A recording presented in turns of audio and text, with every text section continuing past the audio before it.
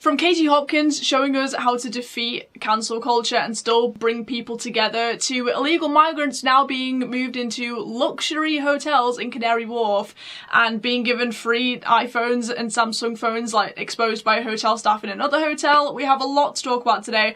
Welcome back to Playing in Politics. Wow, this has been a week in the news, hasn't it? If you've never seen my face before, hello, my name's Anna. Welcome to Playing in Politics, my politics and makeup podcast where I talk about politics and I do my makeup at the same time.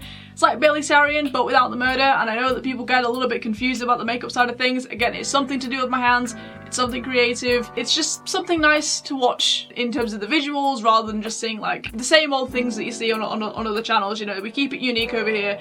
We keep it as light-hearted as we can, depending on what we're talking about today, but this is kind of split into two halves. This is partly really positive and great to see, and that's in regards to Katie Hopkins, but then also we have something incredibly disgusting and shocking, and well, again, whenever we talk about the illegal migrant crisis, it's something that I always have to say, like, well, it's shocking in a way, but it's not shocking considering how much of a laughingstock we are as a country when it comes to this issue. But yeah, so let's get into it as I do my skincare. So Katie Hopkins, if you're not aware of what has been going on recently, I know in the last episode of the podcast we talked about the schoolgirl from Rugby who was sent home from her school during their diversity day for wearing a Union Jack dress. But Rugby has continued to be in the news because Rugby Council, 4 days notice before Katie Hopkins' show during her like batshit bonkers Britain tour that she's doing at the moment, cancelled her venue. Now, it's crazy to me because the whole reason they cancelled this was over protest fears. Apparently they'd got some whiff of a small group of people who were going to protest outside the venue, allegedly, although we now know that that was probably not actually going to happen, which we'll get to. But because of that, they completely cancelled the venue. Now, this tour has been booked like months in advance. I think she said something about like it's been booked since like October, like people had booked their tickets back then and things like that, and they were really, you know, obviously they were looking forward to going to the show. No, I've never been to a Katie Hopkins show, but I've seen people talk about it, especially since all this has come up, and have said that they've really enjoyed Katie Hopkins, even if they've just gone not necessarily as a fan of hers, but maybe like as an independent journalist to see what's up. And they've also said that they've really enjoyed her show. And I've been watching more of Katie Hopkins recently. I know I've not really talked about her a lot on the podcast before. I know that, you know, we mentioned her kind of here and there, but that's just because I wasn't really somebody who watched Katie Hopkins a lot. Like, obviously I knew who she was and I knew that she had a big presence on, at least on social media, since being cancelled from like mainstream media, which I'm sure we all know about at this point. You know, she used to go on like ITV This Morning and be all controversial, and then obviously she was cancelled by the mainstream, and she used to go on like LBC as well, and she was cancelled from there, and she was like banned from all these places and basically like banned from the UK, but obviously she's back now. Yeah, so she's just been this bastion, I guess, of free speech and always pursuing free speech and continuing what you're passionate about and continuing kind of spreading joy in a way. I think that that is her main mission at the moment, at least from what I can see, is just spreading joy and making people laugh. And that is something I've discovered from watching her more often, is that yeah, she's really funny. Like her satire comes across really well, and obviously like with a lot of people I don't always agree with what she's saying, but on the whole with what I've been seeing recently, like yeah, she's been saying some pretty good stuff, and as I say, I do find her really funny. So yeah, there was that. And obviously we've talked about Alex Belfield a few times on this channel because I used to be a fan of his, and we're going to get to him a little bit later in this episode as well, in regards to kind of free speech and stuff in terms of like cancel culture and some things that people get up to YouTube. We're gonna get to that, but in terms of Katie, yeah, so she got this venue cancelled, and she obviously said like, you know, this was completely unexpected and I'm really sorry this has happened. We're gonna do everything we can to still have this be a successful show, and she was still gonna put on the show. And I think originally her plan was to either try and like protest the cancellation entirely to the point where they just like reinstated the show, or they were going to try and find like an alternative venue, which obviously in that kind of time frame is not easy to do. And they didn't manage to, well, they did manage to find an alternative venue, but for a different date. But in terms of the Ben Hall, which is where she was originally supposed to be doing the show, she was like, I'm still gonna be there. And she was there, and I'm sure we've seen at this point the videos of her outside now taking selfies with the audience that were going to come to the show, and she was being all lovely. She did like a short live stream from outside the Ben Hall, and she was praising the female staff who run the Ben Hall. Obviously she wasn't praising the council and these people who, you know, obviously were doing it on political motives and not actually because they were fearing a protest, because there was no one. Like, even regardless of the fact that she wasn't doing the show like inside the venue, if there was going to be a protest, like, they would have turned up anyway. Like, we all know what these people are like. So if that was going to be the case, then yeah, they would have just showed up anyway, which they didn't. Obviously it was just her fans, and again she was being really lovely with everybody, and she was taking selfies. It was great, and you could see like some of the staff like stood by the door, I guess, to just kind of protect the venue, because obviously security measures are still going to be in place regardless of what you're doing, so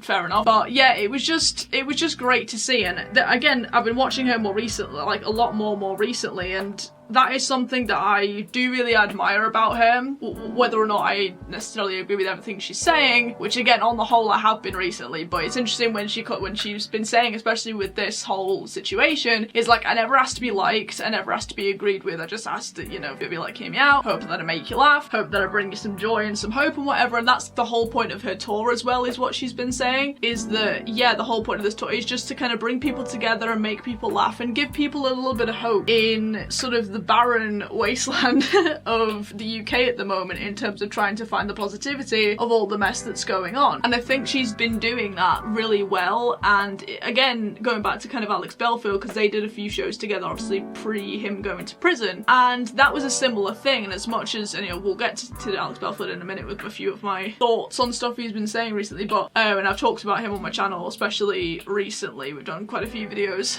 on Alex. Well, we've done a couple of videos on Alex, but they've done really well. So, you know, I'm sure you guys have seen stuff I'll be talking about Alex, but, you know, they they had the same aim with their shows, especially at the Joe Longthorne Theatre in Blackpool, which is where I saw Alex. Again, I've mentioned before, when I saw Alex back in 2021, it was just him, it wasn't him and Katie, but still I really enjoyed the thing. And I think, again, there's a similar vibe there, and I think Alex does kind of credit them doing those shows together to her being kind of uncancelled and her career kind of taking off again, which I don't entirely disagree with. I think that he was able to give her a platform that was really essential for her getting back to what she wanted to do. And yeah, I just think overall it's a really good thing. But what I really enjoyed about this whole situation is, and about Katie, as I was saying, is the fact that she does push through. Again, she's been cancelled by the mainstream, like in a massive way, but the fact that she's been able to come back and just be like, yeah, so what, I'm still gonna be here because this is something I'm really passionate about. And again, it's all about like making people laugh, and again, she is really funny, so she's doing that really well. And it's the kind of people that we need at the moment, regardless of how you feel about these individuals, what they're doing and the hope that they're bringing to people, and the fact that they're able to bring people together who are like-minded in a space that is relaxed and is laid back and is just a really nice fun night where people can just have a laugh and forget about the horrors of the world, is really important just for the mental health of the country. Like, I'm being so serious. Like, that kind of thing. And I don't know if I've talked about this on the channel before, but I'm a big theatre fan anyway. Like, anything to do, especially with the like musical theatre side of things, like, grew up loving that. I've done shows in the past, desperate to do it again, like, been a performer my whole life. Like, I really enjoy the escapism that theatre has always brought, and the way that we're able to have these venues with these stages and have these people who are obviously really passionate about, you know, being on the stage and being with like-minded people and adding some entertainment, because at the end of the day, that's why we have entertainment and the arts and things, is to add escapism and joy to life, regardless of what else is going on. And that's why I love theatre so much, and that's why I'm so passionate about it, because it is just that joy. It transports people to like a more comforting, safer world for a couple of hours, you know, and it is really good for the mental health. And it's a great night out as well. Like, that's what they're providing, which is great. And as Katie's been saying with this whole situation as well, it's like all the money that is going into like these local venues like hotels and restaurants and things like that, which again, incredibly important. Sounds like we're talking about, you know, during like the lockdown days when everyone was really struggling with their businesses and things, but you know, at the same time with like the cost of living crisis, in parentheses, you know, these places are still going to benefit from that with like prices rising and things. They still need the, you know, the money to survive. So it's good, again, that there's that element as well with the whole aspect of like the night out thing. So I fully support what these people are doing in terms of like live tours, and I love when people do like live tours and things regardless of who they are, because I just think that it's a really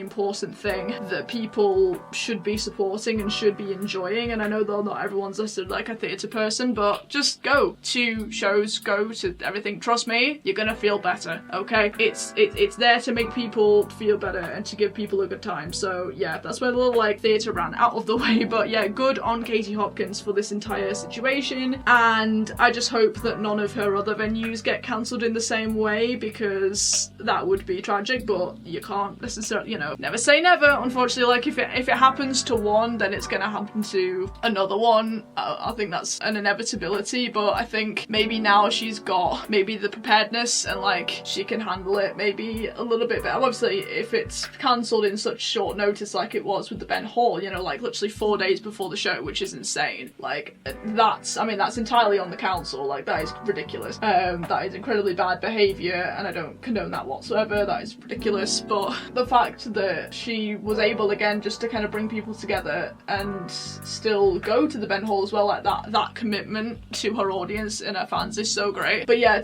on the council, like that is insane. Like that is just unacceptable on so many levels. But if it happens again to another venue, like I guess maybe now they're gonna maybe start like getting like having to get like backup venues maybe in their head just in case, like maybe it's just like a separate thing they're gonna have to try and do now on top of everything else, which they shouldn't have to do. Like fundamentally, point blank period, like that's just not something that should be happening. But you know, it is what it is. But yeah, so that's what I wanted to cover about Katie. Again, I think the reason why I titled this partly, or maybe like said this in the intro, is like she's showing us all how to get through cancel culture, because she's been through it so much that I feel like she's very well versed in just being able to brush this off and still be there for her fans and the people who want to support her, which again I think is fantastic. And yeah, just this whole situation is just incredibly inspiring, and I just wanted to really hammer that home, because yeah, it is fantastic, and well done to Katie for that whole situation, and I hope that everything else on the tour goes smoothly. We shall see. But yeah, talking about her best friend that we mentioned a couple of times now, Alex Belfield, and this is something I wanted to mention on my channel as well, because I feel like I've noticed it. Since Alex Belfield has come back, he has emphasised a lot about alexbelfield.com, his private platform, which we've talked about before, and we talked about the history of like how those started to be a thing and how people like to use those and everything else, which is fine, and that's absolutely fine. I've talked about that on the channel before, but he's obviously still uploading videos on YouTube. By the way, before anybody says, because I know a lot of people are fans of Alex and not fans of what I've been saying about Alex, I just want to say, no, I am not paying for the private platform. I'm getting all my information off his YouTube channel. I am not,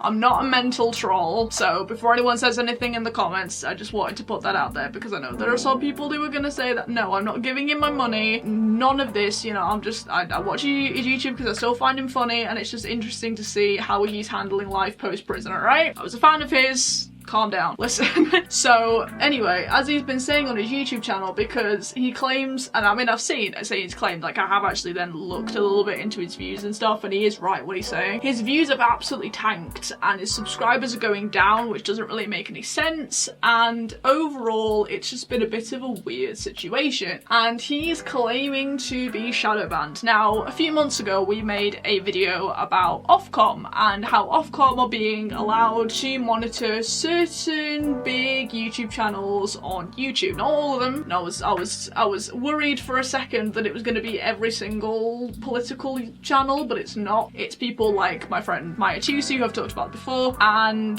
it means that basically they can regulate what people say. They keep an eye on what people are saying, which is obviously disgusting, and you know, it's a shame that we've got to this point in the internet and in terms of like free speech and stuff. But there is another thing that's been going around. This has been going around for years about YouTube shadow banning. Now, YouTube have said over the years on countless occasions that they don't shadow ban because it wouldn't be profitable for the company, and pretty much every social media platform that is able to shadow ban people has said this at some point. Unfortunately, especially when it comes to the political side of things, this is why I wanted to mention this on my channel, is that I don't know exactly how true that is. And Alex has said this quite a few times, and he's kind of used it as a, well, this is why we have to go over to alexbelford.com because they're out to get me and I'm being shadow banned, this is ridiculous, and we can say whatever we want. And he makes this point about like, you have to say like nonsense at the first like minute and a half of the video until they, you know, don't care about what you're saying anymore and you can sort of say what you want, but then we still can't really say what we want, so you have to go over to alexbelford.com. Like, I'm sure if you're watching his videos, then you know the spiel, right? But the reason I wanted to mention this, because originally I was like, oh, this is rubbish. However, recently I have noticed my views have also been affected. Now, I don't know how closely people watch my views go up and down, but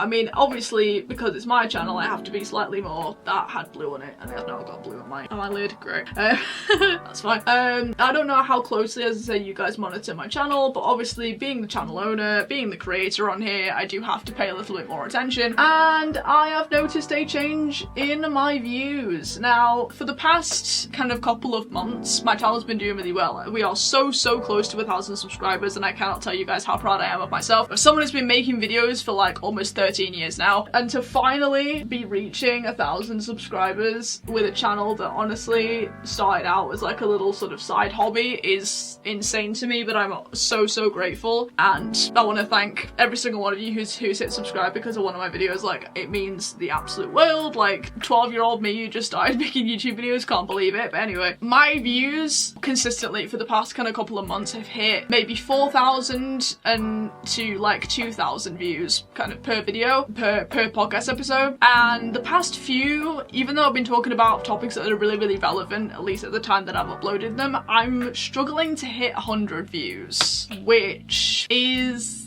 a bit weird. I don't know why. I'm just like, well, I'm not gonna say it, but you guys know what I want to say. Just all I'm gonna ask is that you subscribe, that you hit the notification bell, and you share with your friends, because I don't know that the algorithm's being the algorithm anymore. It was doing me some favors, and I guess I talked about certain people and certain topics a little too much, and now YouTube's like, oh, she's one to watch. She's the tiny channel, but she's one to watch. I don't know. But yeah, just wanted to mention that. Anyway, but Alex Belfield is quite proudly, not really proudly, but quite firmly saying that he's been shadow banned, which, believe what you want to believe, and with my story, believe what you want to believe, but just want to put that out there. But otherwise, he seems to be thriving.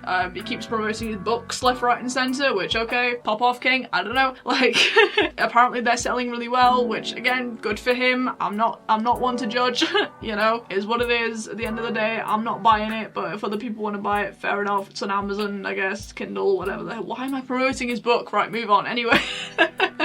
And he says that he's going to do another Blackpool tour. I'm not interested in going to that, although he says that it has sold out now, so he's like adding extra dates, you know. Again, the man seems to be thriving, he seems to be doing really well. Go on, Alex. I used to like you, I have thoughts now. If you're doing well, you're doing well. That's it, you know? I don't really care, you know, I'll keep up with the YouTube, but that's about it, you know what I mean? So, you know, because I still find him like mildly entertaining, but I think he's a bit of a dodgy geezer, so, and we've talked about that in previous episodes. If you want to go and get my full thoughts on that, we have done previous episodes talking about Alex, especially when he first got out of prison. So yeah, if you want to know all of that, go on my channel. But yeah, the next topic I want to talk about is to do with the whole Restore Britain, Advance UK, Rupert Lowe and like reform battle versus like Tommy Robinson mess, because we have an update in terms of that, okay? Tommy Robinson, who, as we know, we've talked about him quite a few times on the channel, and especially when it came to the downfall of Reform UK, when everything was coming out about Nigel Farage, and everyone was like seeing his true colours, which was fantastic. I mean, I was shocked at the time when everything came out about Nigel because I thought he was sort of the bastion and the saviour of like right-wing politics, so I thought that, you know, he was the man for the job, and I like things he'd been saying over the years, as many of us. I'm sure I'm not the only one who was very, very disappointed, especially when Tommy was still in prison and Nigel Farage was going on podcasts basically calling him a woman beater. I'm sure we've all seen this. Again, I made a lot of episodes about Tommy when he was still in prison, and as a lot of people did, so go watch those videos if you want a fun,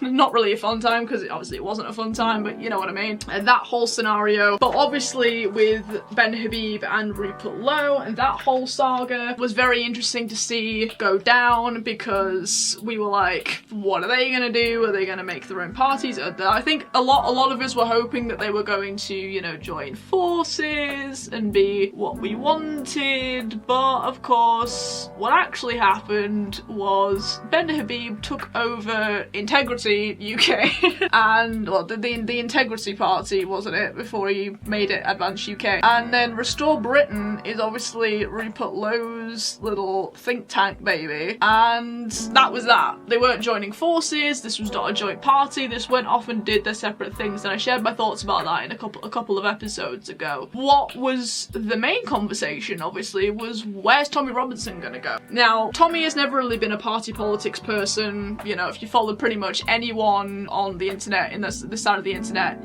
they would have said that, you know, he's not really interested in party politics, it's not his game. But on Twitter, someone was basically asking him, hey Tommy, what are you gonna do now this has all come out? Are you gonna join anybody? Who are you gonna join? What are your thoughts? And he replied and basically said that, you know what, he might join both. He might join both. And he basically also said, you know, obviously what we already know about a lot of ex-reformers who left Reform UK over Nigel Farage's views about Tommy have now gone to Advance UK, which is true. And it's interesting that that is happening so quickly after a lot of the Tories were defecting to Reform UK, and obviously that still happened. Again, I talked about that on my channel because one of the local councillors to me around the election defected, and it was a bit of a shock, and everyone was like, oh my god, this guy's a traitor, and I still think he's a traitor. And having met him once, I won't disclaim the name of who it was, but having met him once, he's a bit of a creep, so we're not gonna go there. But yeah, overall, that was, you know, the truth. I mean, obviously we covered that on the podcast as well at the time, how a lot of people were just being traitors and moving over to Reform UK. But then obviously when everything came out about Nigel and his views about Tommy, and also Nigel just being a bit of a liar when it comes to views, especially with the illegal migrant crisis, which we're about to get to, it was just really interesting to see the people who were basically just staying with Reform UK and basically just didn't care was pretty insane, and it was infuriating. It really was, because we knew, and as I mentioned on the podcast before, we've talked about this, how Nigel, for those who knew him personally, had always said like, well, he never liked Tommy, he never liked his approaches because he was a little too rebellious, a little too sort of out there for Nigel Farage's sort of very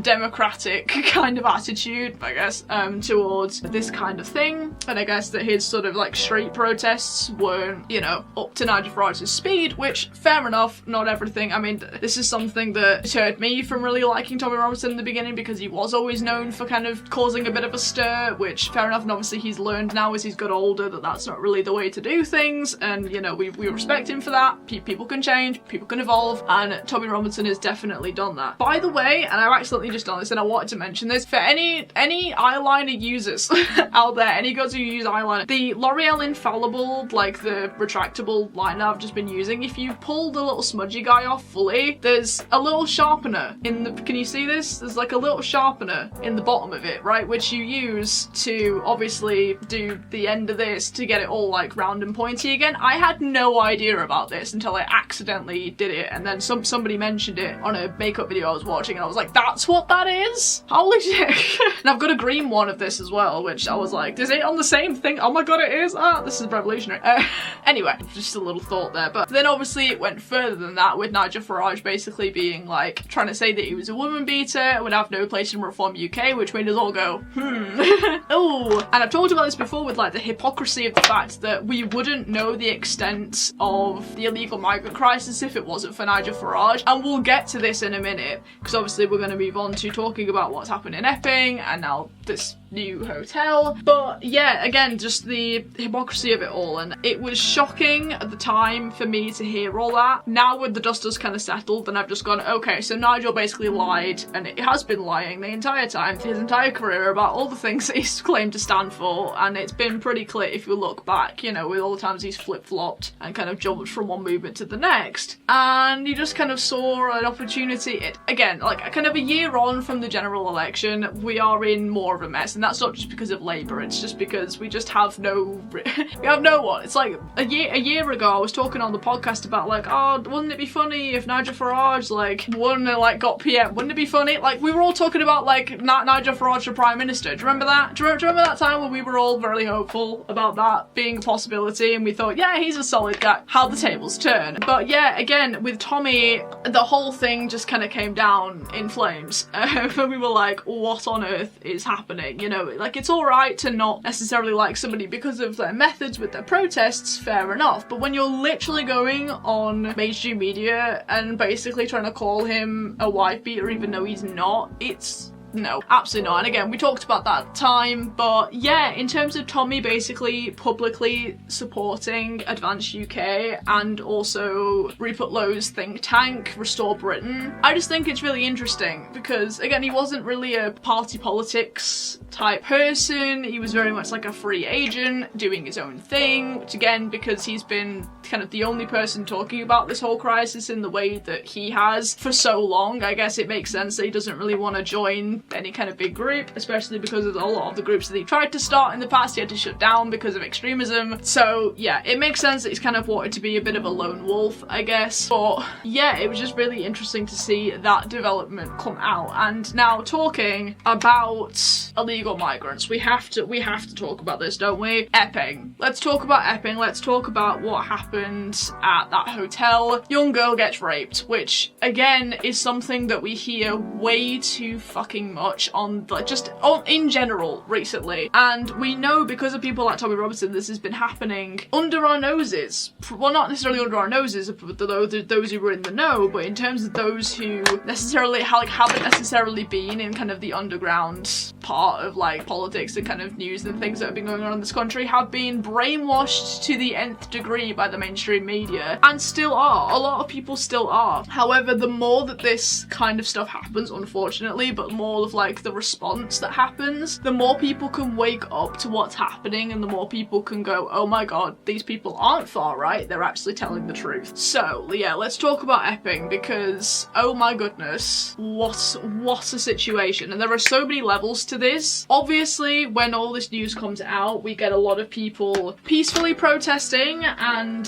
specifically there's a woman with a placard, like there's an image that going around with this woman with a placard saying, I'm not far right, I'm worried about my kids. Which, if we could sum up the type of people that go to these kind of protests in sort of one sentence, it's that. It's literally that. Like if anybody wanted to disprove the whole these people are far right, like just use that, and it's simple enough. Like it doesn't have to be complicated. This gets to be simple, but unfortunately because we have such a divide with this and so many people are still blind to this issue, obviously we have to be really, like, the fight still goes on, really, is my point there. But what's interesting about what happened in Epping is I have a little bit of an insight into why the peaceful protests then turned into riots. Now, obviously this is similar to the kind of stuff that we were seeing in Southport when the Southport murders happened, and obviously it was the summer of riots and we all know what happened, and that's kind of when the far right label started to be used in such a massive way, in the way that we're now seeing kind of a year on. But there are two things I want to say about this. First of all, rioting and getting violent and fighting the police in the way that we saw in Epping is only fueling that narrative. Now, I know that a lot of these people, the majority, will just be angry, normal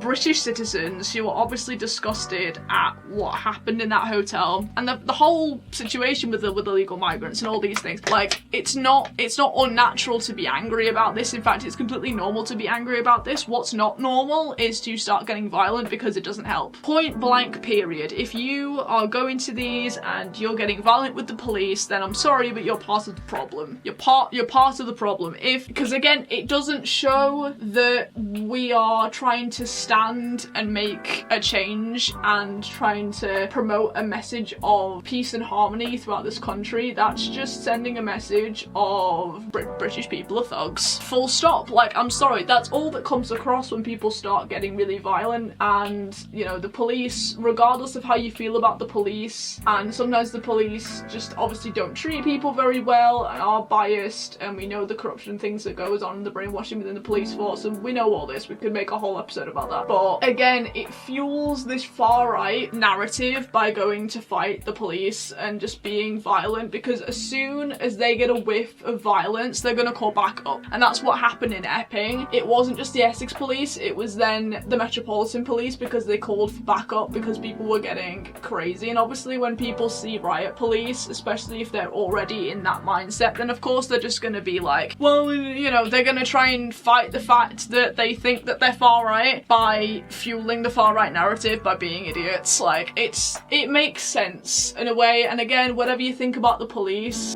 at the end of the day, they are, you know, trying to protect themselves and other citizens who maybe are trying to peacefully protest, but the whole thing is getting ruined by these idiots. And yeah, so obviously as soon as they get a whiff of any kind of trouble, the riot police are immediately going to show up and they've got their shields and everything. And yes, you know, sometimes people get treated poorly and unfairly by these riot police with the shields and everything else, but if you get too close, you're gonna get shoved. I'm sorry, it is what it is. And yeah, regardless of what you think about the police, at the end of the day, the message there is just, it doesn't help. Like, point blank period, getting violent with the police and starting riots around these issues, which again, every right to be angry about, it doesn't help. It really doesn't help when you start getting angry and violent. Be angry and peaceful and hold the placards like, you know, I'm not far right, I'm just worried about my kids. Say whatever you like, but don't get physical, because again, it just shows this whole football hooligan kind of mentality that then just, again, fuels that narrative of the far right, which we know is not true, and we know these people don't necessarily intend to necessarily fuel the narrative, but that's what's happening, and they don't really realize it. So the more people try and emphasize that, the better, I think, because it is really important that people get that, you know, hammered home. However, part of the reason why things got rioty is because not everyone there was just a normal person concerned about this country. Some of those people were the alt-right. Now, like, what are they called? The patriotic alternative, which is basically Nazis,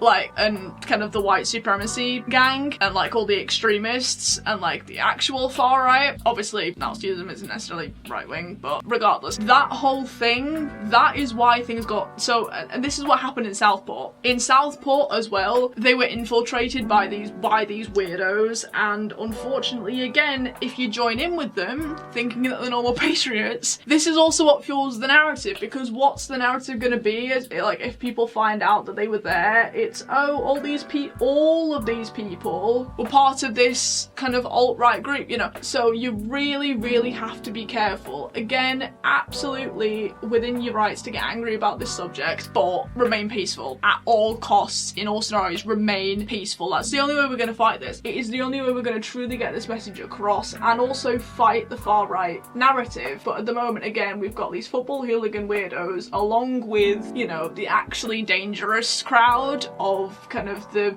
patriotic alternative, which again were infiltrating the Southport riots as well, which are part of the problem. But that whole thing, you know, you've got to be really careful. Again, regardless, stay peaceful. Go with your placards, you know, talk to the police, get angry, but don't get violent, don't get physical under any circumstances, please. It's really, really important that we get this across. But of course, after everything came out about the hotel in Epping, what do they do? What do the government do? They don't default them, because apparently that's, you know, something that's scary and we can't do that. No, they moved them into the Britannia Hotel in Canary Wharf, which, by the way, 5-star hotel, luxury hotel, as a lot of people have said, which I completely agree with. Normal people in the UK wouldn't be able to afford to stay there just even for a weekend. But now that has been officially taken over as a migrant hotel, and that is possibly the most shocking thing ever. Like, obviously we've seen migrants moved into hotels before. This is something that's unfortunately not new to us at this point, but in terms of like a luxury 5-star establishment, oh my goodness, the way my jaw hit the floor when I first heard about this, you guys have no idea. And it's just got worse and worse from there, because not only have they been moved in here, not really with any notice, let's be honest, not only that, but then paying tourists, who again, 5-star hotel, very expensive, you can see that from the photos of inside this place, but you know, booking tourists who have paid all this money to go to Canary Wharf. And Canary Wharf is an expensive area. If you don't already know, it's basically like the Wall Street of London. It's like, it's a financial district. It's a lot where like all the finance bros are and a lot of these big companies, and you know, that's where people go for that kind of thing. So very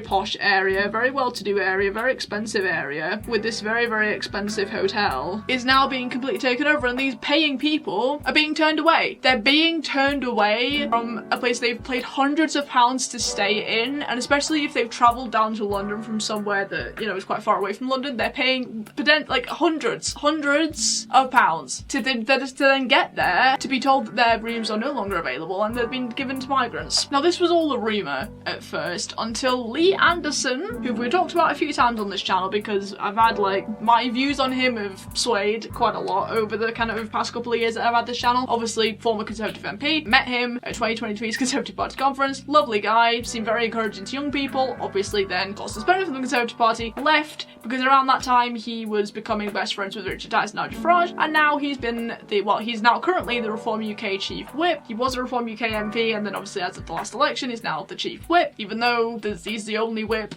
so there's no reason for there to be a Chief Whip. He's just the whip of Reform. But anyway, but he actually went down and talked to police about this. So obviously this is in London, and I think the MPs have literally just gone off for recess. I think today was like yesterday was the last day before MPs went off to on their summer recess, basically like the summer holiday. And yeah, so he went down to Canary Wharf and was basically talking to these police officers that were obviously outside the hotel, because obviously there were people outside obviously protesting and saying this is ridiculous, because it is. And yeah, he was basically talking to the police to basically confirm whether or not migrants, like this hotel had been taken over as a migrant hotel. And then a bit later he makes a video where he's basically like, yeah guys, I've just been speaking to the people, like to the police, and this is becoming a migrant hotel now, and yeah, so this is disgusting, and obviously condemns it all, blah blah blah. And I commend him for that, and I commend him for talking about this, especially because Nigel has flip-flopped and back and forth so much about the illegal migrant crisis and his views on it, as we've talked about on this podcast before. He's kind of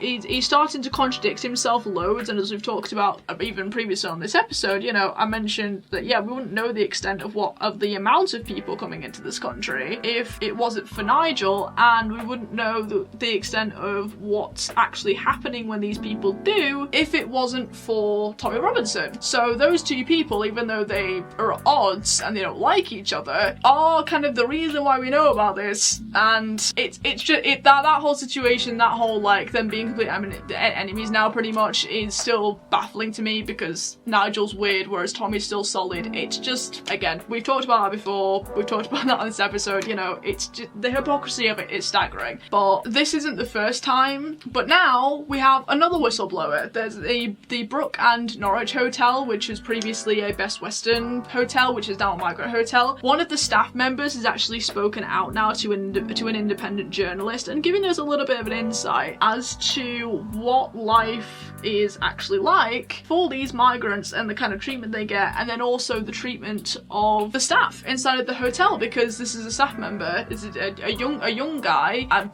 by looking at him in the clip, I think he may be like like maybe 21, 22, maybe with like maybe like 19, 20. I don't know, like just by looking at him, that's kind of how old he looks. But he was talking all sorts about how these people, as soon as they get here, they're given free Samsung and iPhones, like or iPhones, like they get the choice between the two, which we know not cheap, right? Top phones. And the thing is, we already know that these people have phones even before they come over here a lot of the time, because they're posting on TikTok, or if they are coming into this country, then they're like in the dinghies, then they'll throw their documents and stuff over the side, and sometimes that could include their phones. Sorry to, you know, add to the sea pollution of the electronics that are getting thrown in there. Then we could make a whole episode about the whole water pollution situation, which I'm sure people have heard about by now. So that's the first thing. They're given, you know, because it's a hotel, because it's a nice hotel, obviously they're given a lot of options in terms of food. If they don't like that, apparently they can get really angry and violent towards the staff. The female staff were made to feel so uncomfortable in terms of like the comments that were being made by these migrants about how much skin they were showing, which I get, if it's a hotel uniform, like they're not gonna be showing that much. Like we've all seen kind of what the staff wear at these kind of hotels, and it's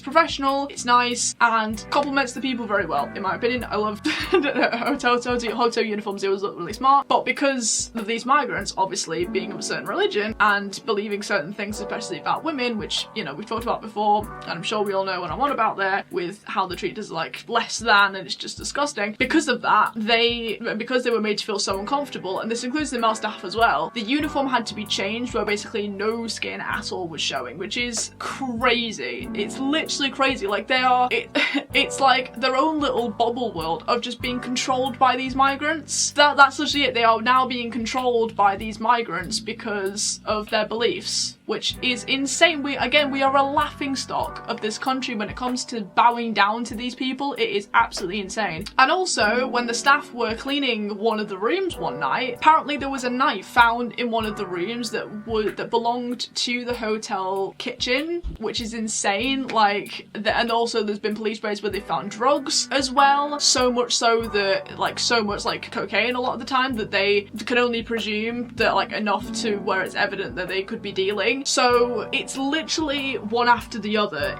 They're literally handing them all the tools that they need to be dealers as well, because they're giving them top quality phones, and then obviously they're getting hold of these drugs because they're well connected with other people who are legal migrants who are probably also drug dealers. We're creating a cartel. They're creating their own cartels, like right in front of our faces, and what are we doing about it? Like, what are the government doing about it? They are giving them free iPhones and Samsung phones and meals, 70 quid cash a week, on top of all like their free meals and laundry and everything, because they're in hotels and they're getting the rooms cleaned and everything. And we've known from previous examples that they are trashing these hotels, making them look absolutely horrible because they're just having no respect for the property whatsoever. And there's a hotel in Blackpool where these migrants are filming for their OnlyFans, which we can only imagine in horror and disgust what kind of things are going on there. But overall, it is just insane, and I want to know what you guys think about all of what we've talked about today in the comments. I'm gonna go do my lip off camera, and then I'm gonna come back with my concluding thoughts. Alright, this is what we are looking like. I'm going to see Chicago, the musical, in Blackpool tonight, so hence the glam and the different outfits of what I normally wear. And this is also why I was getting ready. Two birds, one stone. Get ready for the show and also film the podcast. Great, we love efficiency. But yeah, I want to know what you guys think about everything we've talked about in today's episode in the comments. Of course, we have like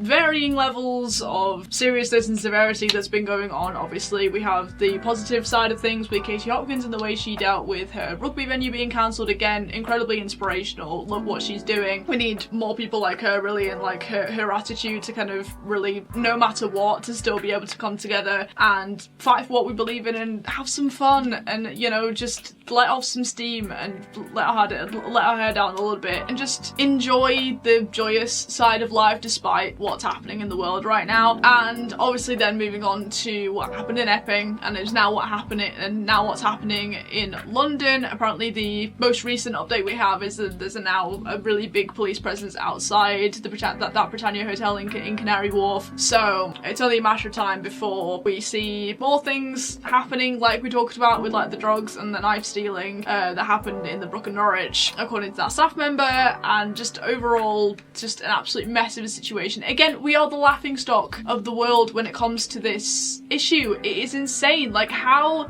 are they allowed to get away with this? How are they allowed to come into this country? How is the government allowed to be handing out all this free stuff out of taxpayers' money and just not deporting them? Like, take a leaf out of Donald Trump's book, please.